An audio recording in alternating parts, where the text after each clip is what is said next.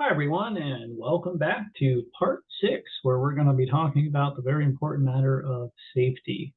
Um, Having worked in factory settings before, I can tell you that I've seen quite a bit of safety first signs, and safety, of course, is incredibly important to make sure that everyone not only has a good time, but a great time, and the memories that are made are positive ones and not bad ones. So, yeah.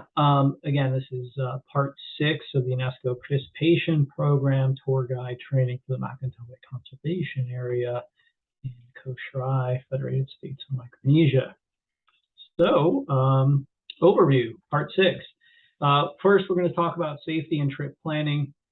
We'll talk then about assisting an injured visitor, steps to take, the 10 essentials, and 2 more that are good to have with you. Some important principles when going out on a hike with a group of people, and then some tips on how to manage your group during a trip. I think there's a big difference if you have one person leading versus two. If you have a second person that is an assistant guide or another guide on the same trip, it's nice because that person can essentially run sweep, which means that they're at the very back to make sure that no one gets lost or wanders off the trail. And then, of course, the importance of staying updated on the continuing development of MCA regulations, policies, and procedures. And of course, a lot of this would be found under Title 19, but also touching base, because of course these are subject to change and potentially be developed in the future as well. So safety and trip planning, as you might recall from my bio, I've had some experience in the backcountry, and one of those places was Olympic National Park. Absolutely beautiful, mountains over a mile high, and many, many different peaks, glacial lakes, glacial rivers, nice and chilly, even in summertime. One of the snowiest or rainiest, most precipitation of any place in the United States. I think a lot of it does fall as snow, though, in the winter months. So this is from the Olympic National Park website, and again, that's in Washington State on the Olympic Peninsula. So just basically, if you're in Seattle and you head to the west, you loop around, you will come to Olympic National Park. So always leave an itinerary of your hike with family or friends and then stick to it. In the case of the MCA, this might look like you giving the itinerary to hotels or companies that you're guiding for, at the minimum, friends and family, but also Koshrai state government agencies that would help in the event of something unfortunate happening. Before your trip, learn about the hazards you may encounter and take adequate precautions. Select appropriate clothing and equipment. Also, make sure that the folks that you are guiding have the same things. The hiking with a companion, you will be guiding people, so there will be people there. And then choose a trail that matches the skill level of your party. And what that generally means is the skill level of what the person with the least skill can do with relative safety with your assistance and potentially other people's assistance as well.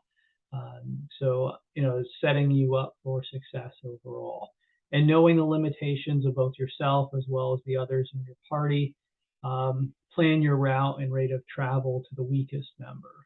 Make sure that each member of the party knows what gear the others have packed. Now, as a guide for the visitors, it will be important for you to carry all of the essentials for safety and survival that might become necessary for you and visitors you are guiding, and maybe not survival, but at least making folks comfortable and as comfortable as possible in any potential situation that might arise. Tracking your location. Map and compass can be utilized, GPS with access. And then, if if you're unsure, don't be afraid to turn back.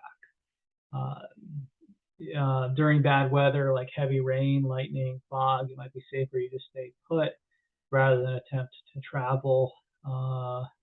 Now the resting huts, I understand that those were established, but that might be a place that shelter can be sought if need be, if the conditions get pretty severe overall. One of the worst case scenarios, of course, is dealing with somebody in your party that's injured.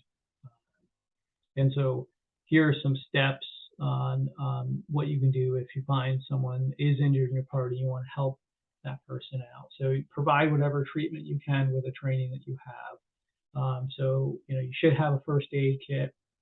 Now, you shouldn't leave that person alone. Assumedly, you'll be hiking with more than one guest. But if you do have to leave to go get assistance, make sure the person is comfortable with warm clothing, shelter, and food, and that you have a plan also for all the other members of the party overall. But obviously, if you were having to hike out, you might consider bringing a few of the people out and having a person or two or three stay with the person that's injured. You might send for help with the following information. So the nature of the emergency, what happened, where the injury is, the date and time, any details that might be important. If you are trained in CPR, airway, breathing, circulation, first aid, often you'll see issues of shock with people too, so it's important to keep that in mind, and that can also be life-threatening. So you want to make sure that you calm the person down to the extent that you can. And again, if you've had that training in first aid, which I do recommend that you do get, that you should treat for all conditions, and avoid making any assumptions about individuals. Also, potential bystanders that might have seen something, they might be in shock as well. So just make sure you assess the entire situation. You also want to note the location of where the person is and marking that and recording that in some way. So topographic map might be one option, maybe phone, digital services, these types of things might also work. The resources that you have and the equipment left at the scene. So obviously you want to make sure that everybody makes it out, not just the person that's injured. The person's name, age, address, phone number, weight, all these things, who to notify, the color of the injured person's belongings, so if they have a backpack or their clothing or something like that. If someone is injured or unconscious, it would be important to have already collected the emergency contact information beforehand. So, when you are arranging to take people out into the MCA, you would want to collect as much information about the people beforehand as possible, so that you don't run into a situation where you're trying to identify who the person is, and then as you're seeking additional help for that person, that might be something that delays that help or makes maybe the help isn't there in the same extent that it could be. So what should you be carrying as a tour guide? Navigation, so GPS, a map, a compass, some type of sun protection. Now this might not be for you. Again, as a tour guide and as someone who's leading people into an area that they're unfamiliar with, it would be important for you to think about the potential hazards. Some type of insulation, if someone were to get cold, potentially at higher elevations, cold and wet, this could potentially happen. Some sort of illumination, so a light, first aid kit, some sort of fire starting mechanism, repair kit or tools, some food for the person, water, and or a water treatment system, water treatment storage. Um, and of course, that water, of course, staying hydrated on the hike is incredibly important for individuals, particularly with the heat and then the strenuous exercise, which can lead to dehydration pretty quickly. Some type of emergency shelter or space blanket, again, insulation there to retain body heat. A whistle or a signaling device to let other people know where that person is. And then any of the proper equipment, including things like footwear. The sun protection might include, I have sun sleeves, so that you could go around your arms, you get neck gaiters, hats, wide brim hats, these types of things, sunglasses, all of these things to make folks comfortable without overheating as well. So there's a nice happy medium there. So as part of the guiding process, you want to really establish these three important principles for everybody in the group. And this might even be in the form of a waiver where they're including, having all the information and maybe you even read aspects of this to them. So staying together, staying with a group, paying attention, not wandering off, even if something looks interesting, being a buddy, making sure that everybody has a buddy that they're hiking with and that is looking out for them. And then staying put, unless there's an immediate threat to life. A lost person should always stay put and not continue to wander. They could blow the whistle in short bursts rather than yelling so they don't lose their voice. Again, assign a buddy to everyone. This is the person that they should retain visual contact with over the entire length of the hike. Make a mental note of what everyone is wearing and carrying that day, or take out your phone before the hike and encourage other folks in the group to take out their phones and take pictures, a pre-hike picture. Maybe you're coming up in a vehicle, a van, and you're right at the beginning of the trail, or maybe you've gone out to take a look at the sleeping lady and point out to guests where you're headed. And you could do a group photo right there. And multiple people are taking pictures, then you have backup overall. And then now you can share that information with emergency personnel rather quickly. So having a chaperone adult at the front and the back of the group. And ideally, of course, these are guides, folks that are familiar with the area overall. And again, if there's only one guide, keep the visitors close with frequent stops. Particularly maybe pausing at challenging sections of the trail. This might be also where you're encouraging people to drink water, maybe eat some food, take a break that way. Also, potentially, maybe you're going to be engaging in some sort of trail maintenance, so you can encourage the visitors to maybe sit down or relax in the shade and drink some water and eat some food while you take out a machete or your tool, other tool, and clear some of the brush or address a hazard that's ahead for the group overall. While on your route, you want to point out landmarks and tricky turns, which can be used as reference points for lost members.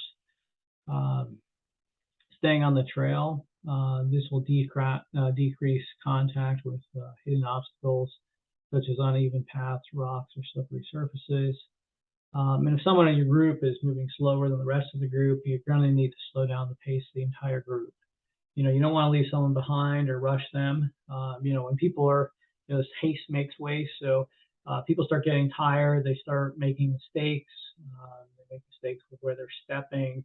They miscalculate. And of course, this could lead to serious injury. When you do stop for a break, do a head count. Make sure that everybody's there. And do that continuously throughout the hike, and that way at each point that you have all of the visitors with you, and you'll know exactly where you potentially lost somebody or someone got lost from the group overall. Again, you want to make sure that you're aware of the permitted and non-permitted uses, and that's covered under Title 19. In the role of the guide, again, you are serving as an ambassador for COSHRI and in the MCA as well. And then also think about what might happen with the potential development of a permitting system and how that's going to work. And so make sure that you're aware of who needs to get that permit and what needs to happen overall. So again, this is a really important section, and if you're a key thing to having fun is being able to come back in one piece and tell a story, live to tell about it. So safety and trip planning becomes really important, and the more prepared you are with the 10 essentials, having a plan for assisting an injured visitor, conveying, letting everybody in the group know the importance of these principles and managing the group over time, and then just making yourself aware of any type of changes in the MCA's terrain, landslides, other conditions, and this is also reporting things back to the other guides, to your operator, the COSHRI state government, so they're aware of things that potentially need to be done. So again, really important to stay up on the safety equipment. If you are, after the trips, just like with the tools, and you have used some of the equipment in your first aid kit, make sure that you do replenish that. Make sure any tools that you have in the 10 essentials, that those are all in good working order. Good equipment is, it's hard to do good work with bad equipment. So, thank you very much for your attention here to these important concepts. And I'll leave you with a couple of questions to think about. So take some time to write out your responses based on your notes that you took during this presentation, as well as reading the content area in the tour guide training manual. So what do you need to do before the tour to make sure that your guests are going to be safe on the tour? And what do you need to do during the tour to make sure that your guests are safe?